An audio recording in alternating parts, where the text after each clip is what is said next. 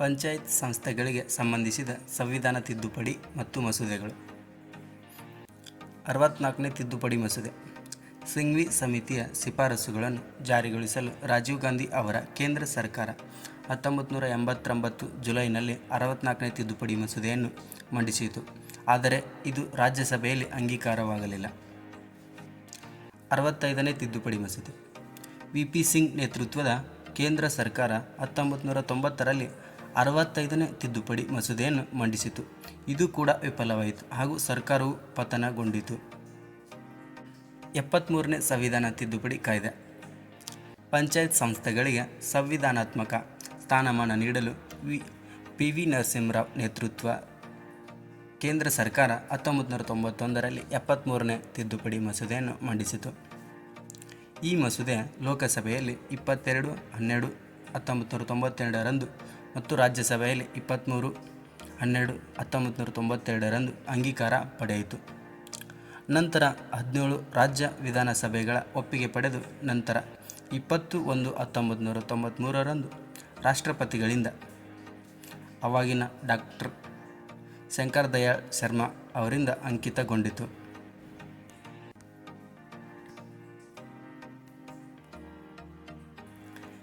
73ನೇ ತಿದ್ದುಪಡಿ ಕಾಯ್ದೆ 24 ಏಪ್ರಿಲ್ 1999ರಂದು ದೇಶಾದ್ಯಂತ ಜಾರಿಗೆ ಬಂದಿತು. 73ನೇ ತಿದ್ದುಪಡಿಯ ಮೂಲಕ ಸಂವಿಧಾನಕ್ಕೆ 9ನೇ ಭಾಗವನ್ನು ಸೇರಿಸಲಾಗಿದೆ. ಇದಕ್ಕೆ ದಿ ಪಂಚಾಯತ್ ಎಂಬ ಶೀರ್ಷಿಕೆಯನ್ನು ಕೊಡಲಾಯಿತು. 73ನೇ ತಿದ್ದುಪಡಿ ಕಾಯ್ದೆಯು ಸಂವಿಧಾನಕ್ಕೆ 11ನೇ ಅನುಸೂಚಿಯನ್ನು ಸೇರಿಸಿತು. 11ನೇ ಅನುಸೂಚಿಯು ಪಂಚಾಯತ್ ಸಂಸ್ಥೆಗಳು ನಿರ್ವಹಿಸುವ 29 ವಿಷಯಗಳನ್ನು ಒಳಗೊಂಡಿದೆ. ಸಂವಿಧಾನದ 9ನೇ ಭಾಗದಲ್ಲಿ 743ರಿಂದ 743 ವರೆಗಿನ ವಿಧಿಗಳನ್ನು ಇಲ್ಲಿ ಕಂಡು ಬರುತ್ತವೆ. ಈ ಕಾಯ್ದೆಯ 8 ರಾಜ್ಯಗಳ ಬುಡಕಟ್ಟು ಪ್ರದೇಶಗಳಿಗೆ ವಿಸ್ತರಿಸಿದ್ದು 24/12/1996ರಲ್ಲಿ ಹೇಳಲಾಯಿತು. ಈ ಕಾಯ್ದೆಯು ದೆಹಲಿ, ನಾಗಾಲ್ಯಾಂಡ್, ಮಿಜೋರಾಂ, ಮೇಘಾಲಯಗಳನ್ನು ಹೊರತುಪಡಿಸಿ ಉಳಿದೆಲ್ಲ ರಾಜ್ಯಗಳಲ್ಲಿ ಜಾರಿಯಾಯಿತು. ಈ ಕಾಯ್ದೆಯು ದೇಶದ ಎಲ್ಲ ರಾಜ್ಯಗಳ ಪಂಚಾಯಿತಿಗಳಲ್ಲಿ ಮಹಿಳೆಯರಿಗೆ 33% ಮೀಸಲಾತಿ ಕಲ್ಪಿಸಿದೆ. ಕೇಂದ್ರ ಸರ್ಕಾರ 110ನೇ ತಿದ್ದುಪಡಿ ಮೂಲಕ 27/8/2007ರಿಂದ 50% ಮೀಸಲಾತಿ ಕಲ್ಪಿಸಿದೆ. ಈ ಕಾಯ್ದೆಯು ದೇಶಾದ್ಯಂತ 3 ಹಂತದ ಏಕರೂಪದ ಪಂಚಾಯತ್ ವ್ಯವಸ್ಥೆಯನ್ನು ಜಾರಿಗೊಳಿಸಿದೆ. 73ನೇ ತಿದ್ದುಪಡಿ ಕಾಯ್ದೆಯು ಸ್ಥಳೀಯ ಸಂಸ್ಥೆಗಳ ಅಭ್ಯರ್ಥಿಗಳಿಗೆ ಕನಿಷ್ಠ 21 ವರ್ಷ ವಯಸ್ಸನ್ನು ನಿಗದಿ ಮಾಡಿದೆ. ಕರ್ನಾಟಕ ಪಂಚಾಯತ್ ರಾಜ್ ಅಧಿನಿಯಮ 1993. 73ನೇ ಸಂವಿಧಾನಾತ್ಮಕ ತಿದ್ದುಪಡಿ ಕಾಯ್ದೆಯನ್ನು ಕರ್ನಾಟಕದಲ್ಲಿ ಜಾರಿಗೊಳಿಸಲು ಎಂ. ವೀರಪ್ಪ ಮೊಯ್ಲಿ ಅವರ ಸರ್ಕಾರ 26/10/1993ರಂದು ವಿಧಾನ ಮಂಡಲದಲ್ಲಿ ಮಂಡನೆಯಾಗಿ ಅನುಮೋದನೆಗೊಂಡಿತು. ನಂತರ 30/4/1993ರಂದು ರಾಜ್ಯಪಾಲರಿಂದ ಅಂಕಿತ ಪಡೆಯಿತು. ಮೇ 10/1993ರಿಂದ ರಾಜ್ಯಾದ್ಯಂತ ಜಾರಿಗೆ ಬಂದಿತು. ಈ ಕಾಯ್ದೆ ಜಾರಿಯಾದಾಗ ಪಂಚಾಯತ್ ರಾಜ್ ಸಚಿವರಾಗಿದ್ದವರು ಎಂ.ವೈ. ಘೋರ್ಪಡೆ. ಈ ಅಧಿನಿಯಮ ಕರ್ನಾಟಕದಲ್ಲಿ 3 ಹಂತದ ಪಂಚಾಯತ್ ವ್ಯವಸ್ಥೆಯನ್ನು ಜಾರಿಗೊಳಿಸಿತು.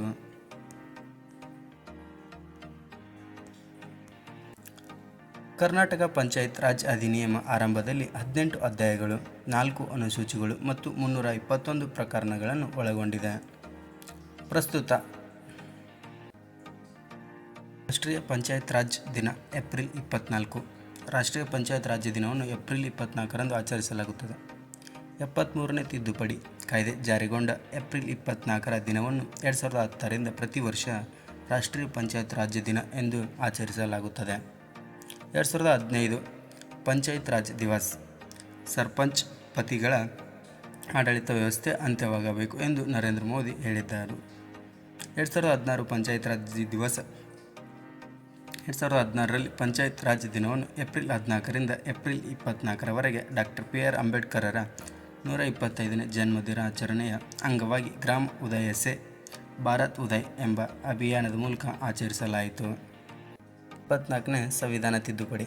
74ನೇ ಸಂವಿಧಾನ ತಿದ್ದುಪಡಿಯು ಲೋಕಸಭೆಯಲ್ಲಿ 22/12/1992ರಂದು ಮತ್ತು ರಾಜ್ಯಸಭೆಯಲ್ಲಿ 23/12/1992ರ ಅಂಗೀಕಾರ ಪಡೆಯಿತು. 20/4/1993ರಂದು ರಾಷ್ಟ್ರಪತಿಗಳಿಂದ ಅಂಕಿತಗೊಂಡಿತು. ನಂತರ 1/6/1993 ದೇಶದಲ್ಲಿ ಜಾರಿಗೆ ಬಂದಿದೆ. 74ನೇ ತಿದ್ದುಪಡಿ ಅನ್ವಯ ಸಂವಿಧಾನಕ್ಕೆ 9A ಭಾಗವನ್ನು ಸೇರಿಸಲಾಗಿದೆ. 9A ಭಾಗದಲ್ಲಿ ಪೌರ ಸಂಸ್ಥೆಗಳನ್ನು ವಿವರಿಸುವ 743P ಇಂದ 743ZG ವರೆಗಿನ ವಿಧಿಗಳನ್ನು ಕಂಡು ಬರುತ್ತವೆ.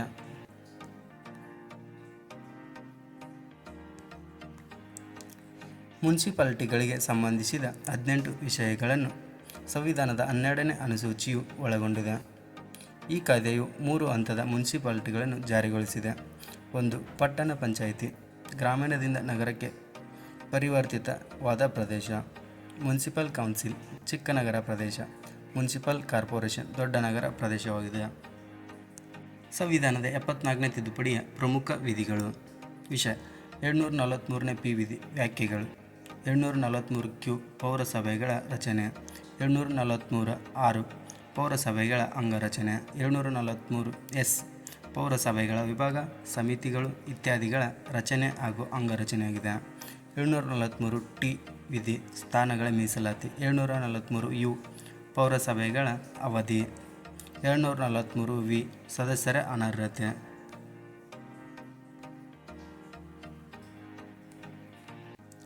743W ಪೌರಸಭೆಗಳ ಅಧಿಕಾರಗಳು ಮತ್ತು ಜವಾಬ್ದಾರಿಗಳು. 743X ತೆರಿಗೆಯನ್ನು ವಿಧಿಸುವ ಪೌರಸಭೆಗಳ ಅಧಿಕಾರಗಳು. 743Y ಹಣಕಾಸು ಆಯೋಗ. 743Z ಪೌರಸಭೆಗಳ ಲೆಕ್ಕಪತ್ರಗಳ ಪರಿಶೋಧನೆ. 743ZA ಪೌರಸಭೆಗಳ ಚುನಾವಣೆ. 743ZB ಒಕ್ಕೂಟ ರಾಜ್ಯಗಳಿಗೆ ಅನ್ವಯ. 743ZC ಕೆಲವು ಪ್ರದೇಶಗಳಿಗೆ ಅನ್ವಯವಾಗದಿರುವುದು. 743ZD ಜಿಲ್ಲಾ ಯೋಜನೆ ಸಮಿತಿ. 743ZE ಮಹಾನಗರ ಯೋಜನಾ ಸಮಿತಿ.